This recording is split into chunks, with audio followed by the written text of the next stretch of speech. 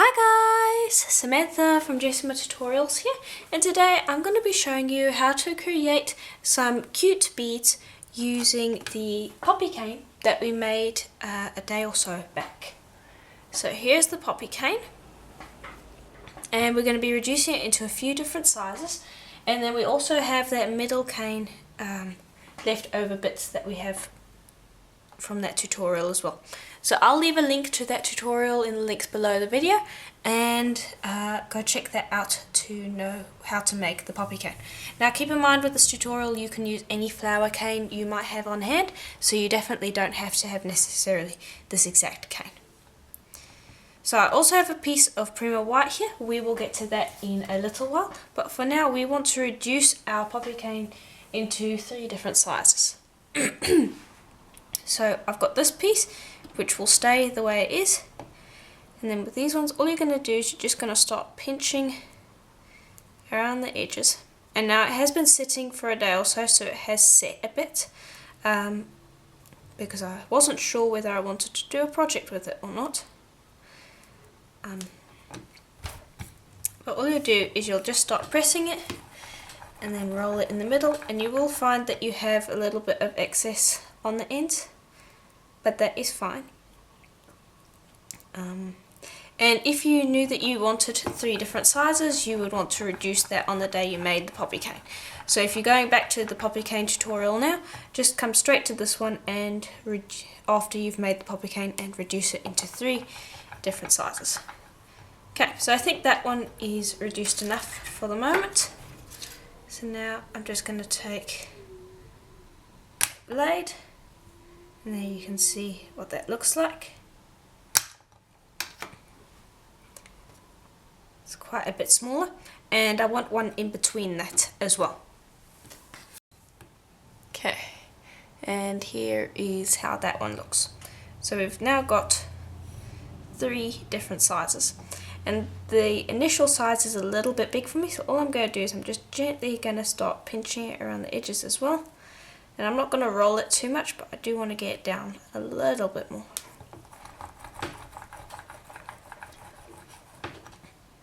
Now I'll just keep comparing it to the sizes that I already have. And just pinch down the middle, gently roll it so that it rounds out that cane. And I think that's about the right size. And you can have as many or as little different sizes as you want. It's completely up to you. But that's the 3 sizes that I would like. Okay, so now we can move on to the next step, which is going to require that white clay that I was talking about just a little while ago. So this is just plain white primer that has been rolled out on the thicker setting of my pasta machine, and you're also going to need a graduated circle cutter set. So here is that set. And this is a Kemper cutter circle set. You can use any graduated circle set you have. This one I bought from Linda's Art Spot. You can go and check that out if you want. And all we're going to do is we're just going to cut out a few circles, and this is going to help us make sure that our beads are all the same size. So I'm going to cut out 3 with our largest Kemper cutter. Then I'm going to move down 1, and this means that my bead size will move down a size as well. And I'm going to cut out 4 of those, like so. And then I will just continue going down through the sizes, cutting out 4 each.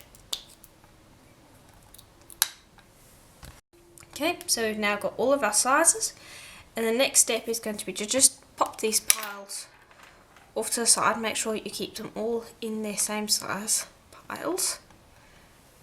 Okay, and then just quickly clean up your tile, and you'll take each one and just make sure that your hands are pretty clean when you do this. Just gently pinch that up,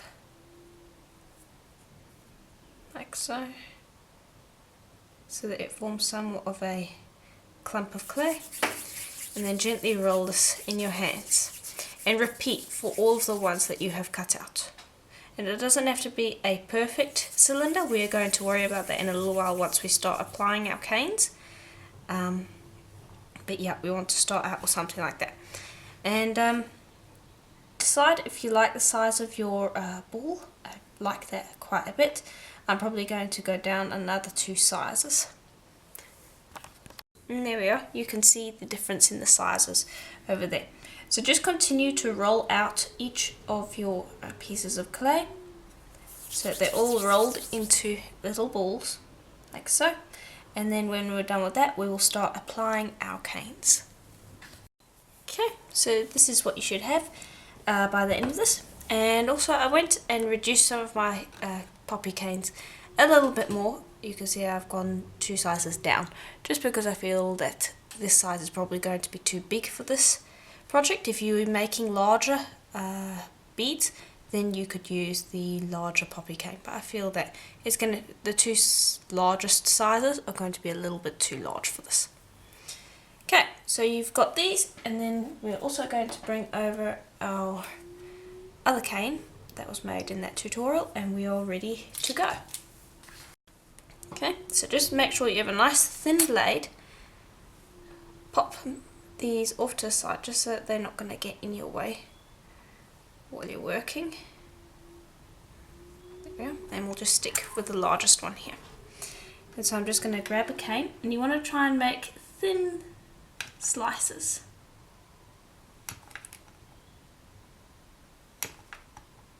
Like so. Okay, and I just like to cut a few slices from each cane.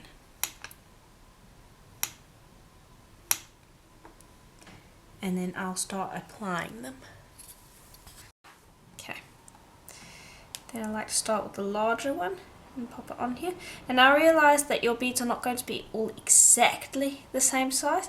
There's going to be a very small margin between each of them, just because you're putting cane slices on, and your cane slices aren't all going to be the same size. You're not going to have the same number of cane slices on each piece, so it's just going to vary just slightly. So just pop them over, and I'm trying not to overlap them. You can if you want to, but I'm trying to make these pieces just sit together nicely.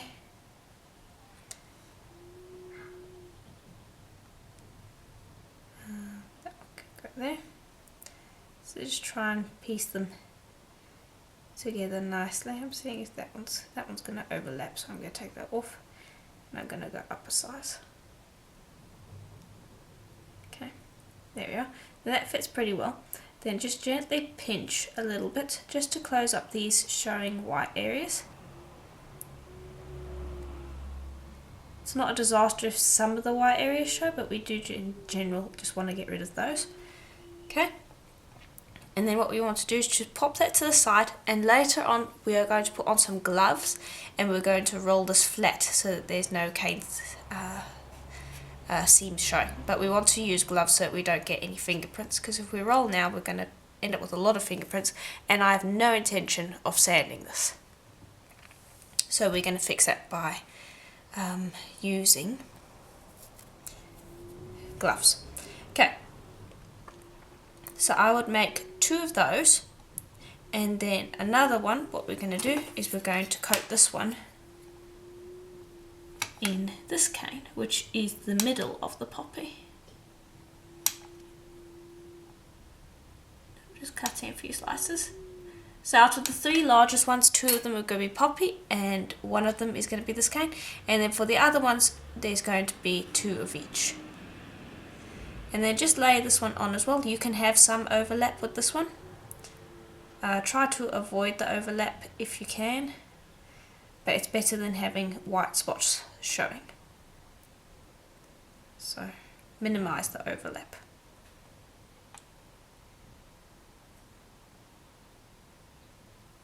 And then pinch the areas where the white spot is to cover that up.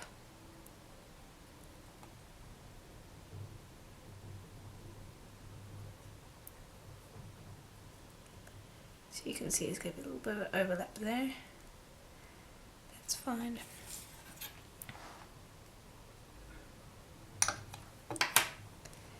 And last one.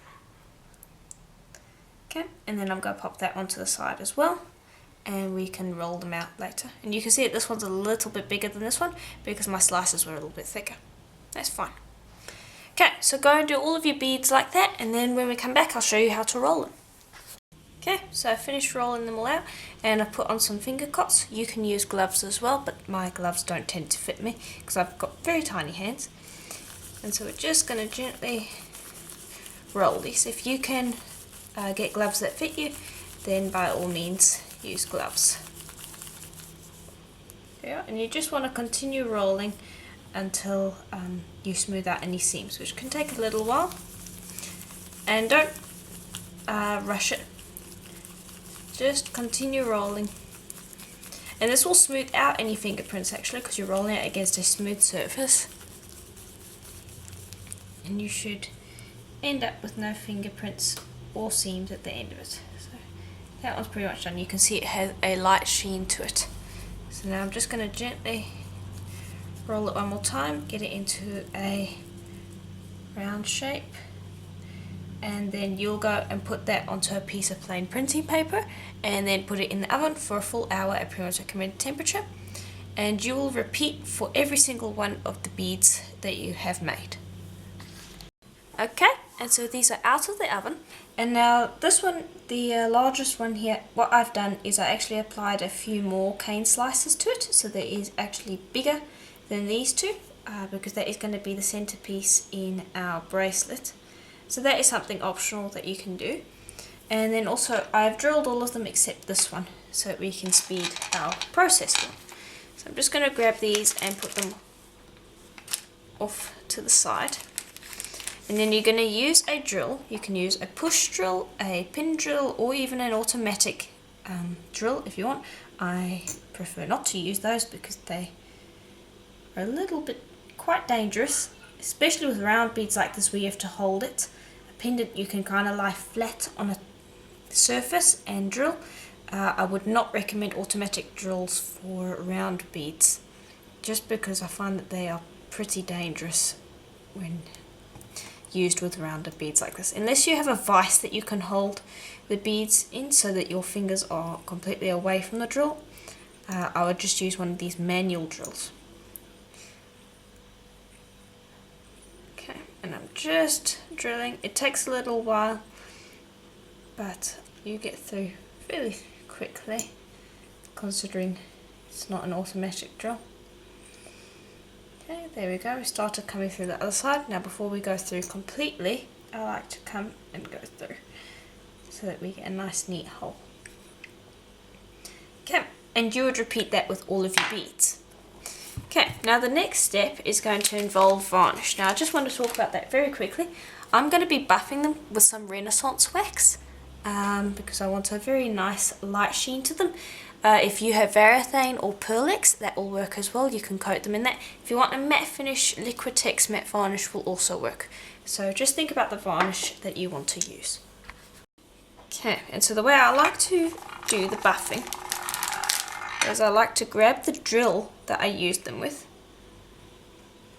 push that right on there so that it's stuck, and it should not be able to turn very easily. It should be fairly well stuck on there. Grab some of your Renaissance wax. Minwax will also work. Check out my article on my website jessitutorials.com. I've got a few articles on there regarding finishes for polymer clay, so you can go and have a check for that. And since we've rolled these with gloves, they have no fingerprints and so are very easy to varnish because you don't have to sand them. Okay, now I'm going to gently buff them.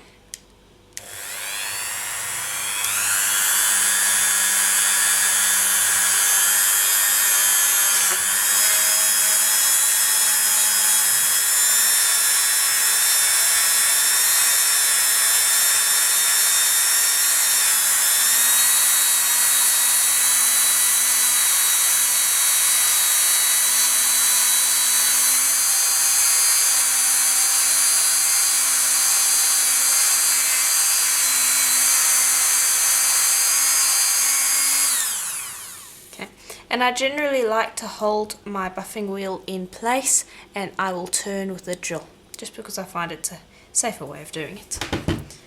And you can see there how beautiful and shiny that is. Now if you had fingerprints, they'd all be highlighted, so please roll with gloves or finger cots, whichever way is easier for you.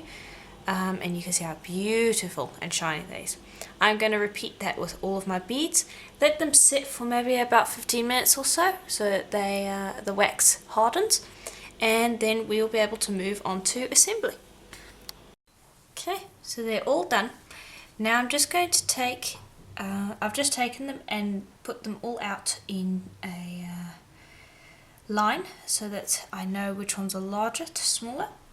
And I'm just going to take a piece of Acuflex and I'm holding the other end.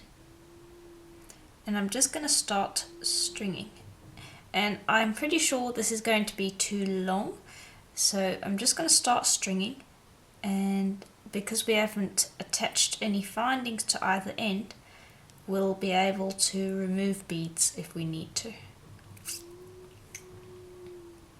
So I'm just stringing them in the order so that we're going slowly from small to large.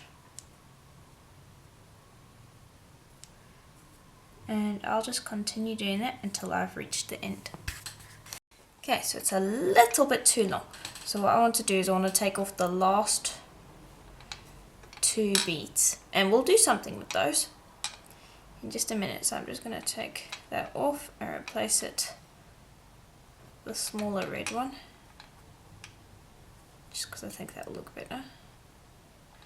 Okay, and we're going to make earrings out of these since they're not going to fit on the bracelet. And that will make a pretty good sized bracelet. Okay, so now we're going to attach our findings. So you're going to need 2 crimp beads and 2 charlotte crimps to begin with. String on a charlotte crimp and then a crimp bead, and I'm just going to do it right up this end here. Here, let me bring it over here. Squish your crimp bead, then bring the charlotte crimp back up and close that over your squished crimp bead. Then slide that down, like so. Then slide your charlotte crimp on again. Just this hole might be a little bit small. I'll just replace it quickly.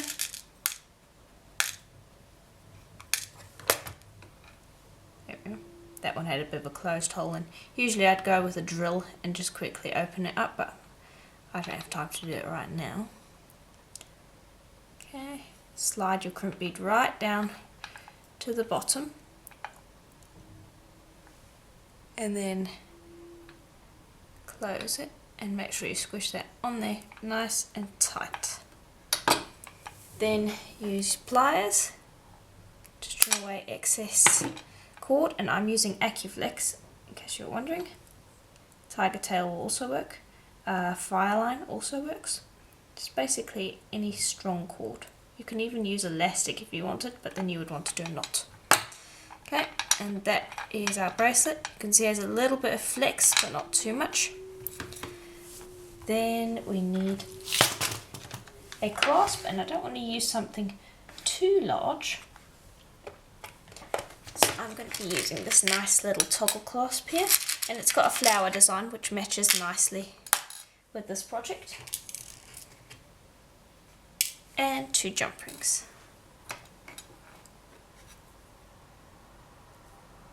Just open the jump ring, pop that on, and then attach your clasp.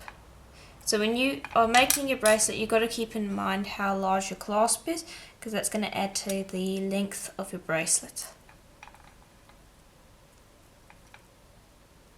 Okay, and I've got a small wrist, so this is plenty big for me. It might be a little small for you.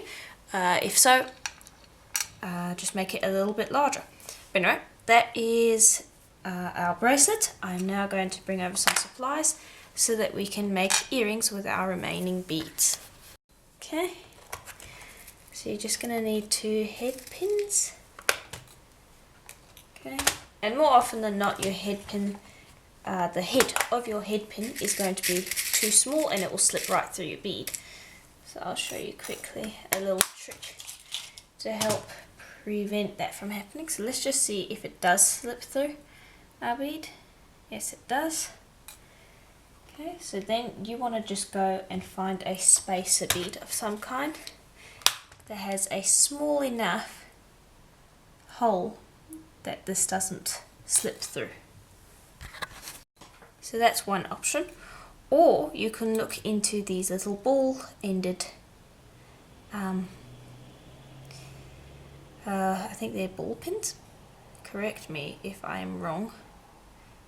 Basically, they generally have a big enough piece at the end there that your bead isn't going to slide off. And then we should have just enough to make a little loop. Very small, very unintrusive loop. Then grab a jump ring, attach to your ear wire, and then to your earring, and there you have a cute little earring. And I'll repeat with the other one. And there we are. That is our finished project. Okay, so you can see how really nice it turned out. Now keep in mind, I am just using my poppy cane. You can use any canes you want for this. Maybe you want to play around with some butterfly wings. Some leaf canes would also be really interesting. You could use some leaf canes in replacement for this and another flower cane. So play around with it. If you have canes in storage, this is a great project to bring them out for. And you don't even have to make the bracelet. You could even just make little earring pairs. They'd be great for selling at markets. This would make a great gift. So hopefully I taught you something in this tutorial, and hopefully you found it helpful. So if you would like more tutorials like this, please like and share this video. If you want to post pictures of what you've made using this video, please check out my Facebook group on Facebook, Jessima's Polymer Clay Community. I'll provide a link for that in the description below the video. Please join that to post pictures, to get early access on some of the videos and many other different bits and pieces. Also, if you would like more complicated tutorials, please do check out my Patreon account. Becoming a member there really helps this channel, and it allows me to post videos every single week. And generally now I am posting more than one video a week, so please hit that subscribe button and you should be notified when the videos come out. So check that out, and I will see you in the next tutorial. Bye for now.